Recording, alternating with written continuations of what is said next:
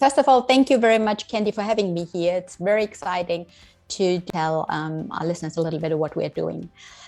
Originally, I was born in Germany and I moved to the UK in 2008.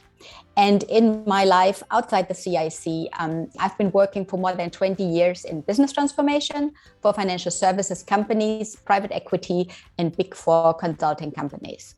I am really passionate about sustainability and specifically to reduce the CO2 footprint in our world.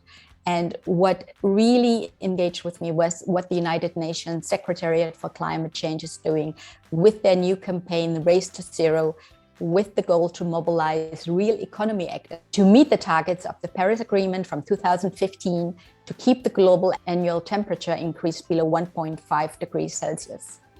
And in this spirit, to support the United Nations campaign, I work as a volunteer with the INSEAD Community Impact Challenge. And our goal is to help organizations along their net zero journey and to join the United Nations Race to Zero campaign. So within the Community Impact Challenge, I lead the Facilitators group. This is a group of people who are going to be matched with a company. Every one of them is matched with a company who's interested in making the pledge with the United Nations and then help this company along the way to achieve it. I've also been involved in scaling up, transformation our organization from a test and learn phase into operations. Very exciting experience. I'm specifically interested in sector-specific groups. Financial services, for example, is very close to my heart. And organizing webinars, sharing knowledge, and outreach to my network for new recruitments, for example.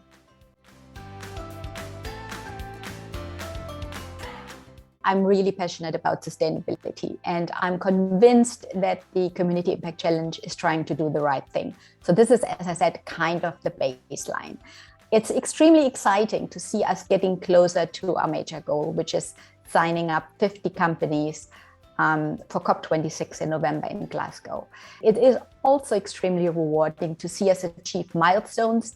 And I think these small achievements along the way are really important and they deserve celebration and praise. And I'm talking about signing up a new company making the pledge, bringing in a new great volunteer, getting great feedback from our webinars, sessions from the outside world. Focusing on, the quote, do good things and talk about it. I love to engage with people outside the CIC, hear their positive feedback and share that with our members inside. At the end of the day, all companies at the moment are aware of the need to stop climate change. So nobody is denying that anymore. They're all aligned. But they're also not clear about what the impact for their individual business are and what the challenges are. The other thing is many companies are still trying to recover from the pandemic. And, depending on the sector, that has hit really very hard. And this is also a question of prioritization of funds and internal resources to the most important topics.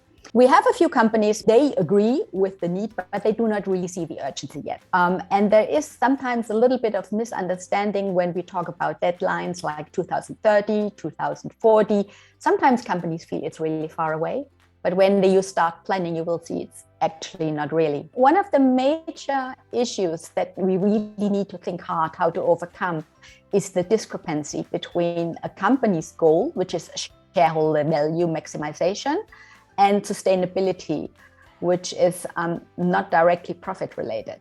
So it is a competition for corporate funds.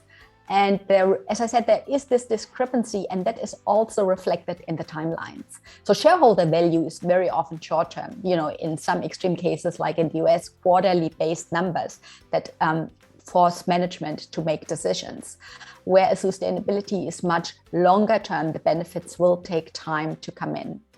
So there is a bigger challenge that we cannot solve on our individual base, which is to adapt our current capitalistic economic model. And one way how people think about is to introduce legislation. And I'm sure at some point in time that will come in.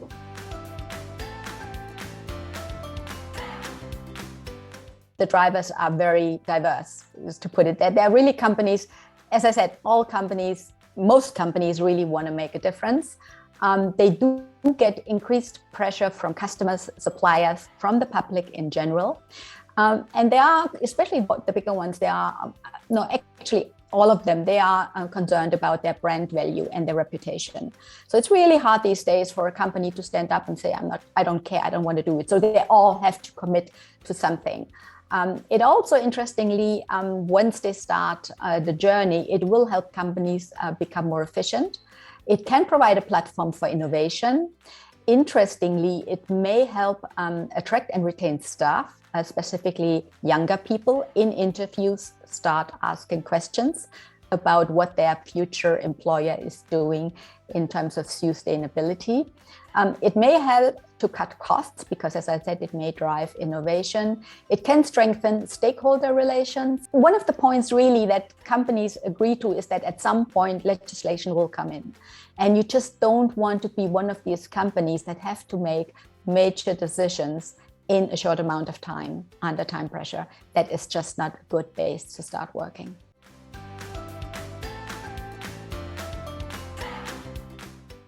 We have these. We have quite a few of them. We are very lucky. And these are fun. I mean, all of them are fantastic people, but some really excel. They are extremely passionate about sustainability and emission reduction. When you hear them talk, you just, want to let everything go and follow them and help them do it because it's just so convincing, so authentic, so, optimistic. It's amazing. They are very often self-motivated and they also results focused. Sometimes that sounds a little bit like a contradiction when you walk with your feelings and you still have to follow hard goals, and somehow they manage to balance very well. They can be extremely energizing and still focus on the right things to do. So, and that's something that I really admire. They also very often have a great ability to communicate, to work with colleagues. And they're fantastic to convince other organizations to sign up for the UN pledge and find the missing piece, so to say, in their journey that helps them to overcome the hurdles.